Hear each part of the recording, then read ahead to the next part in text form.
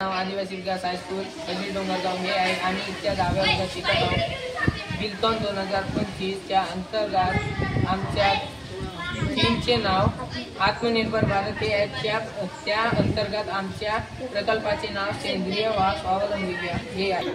आजच्या युगात शेतकरी लवकर पिकण्यासाठी त्यावर रासायनिक खतांची फवारणी करते, त्यामुळे जमिनीची सुपीकता कमी होते व नापीकता वाढते, त्यामुळे पाण्याचे प्रदूषण वाढते। शेतकऱ्याने रासायनिक शेतीच्या ऐवजी सेंद्रिय रासायनिक खतांचा वापर कमी करून खतांचा प्रसार करणे।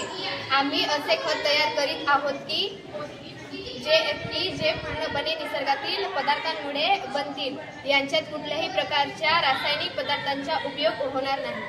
फार्मिंगमुळे जे ऑर्गॅनिक फार्मिंग आपण करतो त्यामुळे आपल्या बॉडीवर आपले आरोग्य खराब होत नाही आणि जे जमीन असते ती नापीक झालेली असते आणि तिच्यामुळे आपण जे हे खत बनवत आहोत त्यामुळे जी जमीन असते ते नरम होऊन सुपीक बनते।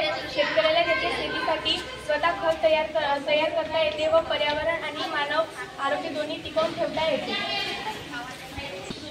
आपण याला कसे बनवू शकतो?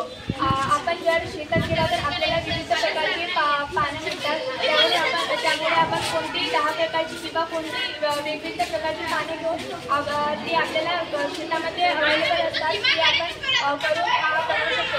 त्यामध्ये आपल्याला पावडरमध्ये शेणखत लागतं आणि आपण आपल्या घरी जे स्वयंपाकगृह असतो त्यामुळे जे जैव कचरा निघतो त्याचा सुद्धा आपण यामध्ये उपयोग करू शकतो आणि हे सगळ्या मटेरियलला आपण 8 ते 10 दिवसांसाठी एका ड्रम किंवा मोठा खड्डा तयार करून त्यामध्ये आपण याला 8 ते 10 दिवसांसाठी कुजवून ठेवू शकतो आणि त्यानंतर 8 ते 10 दिवसानंतर हे खत बनून तयार होईल।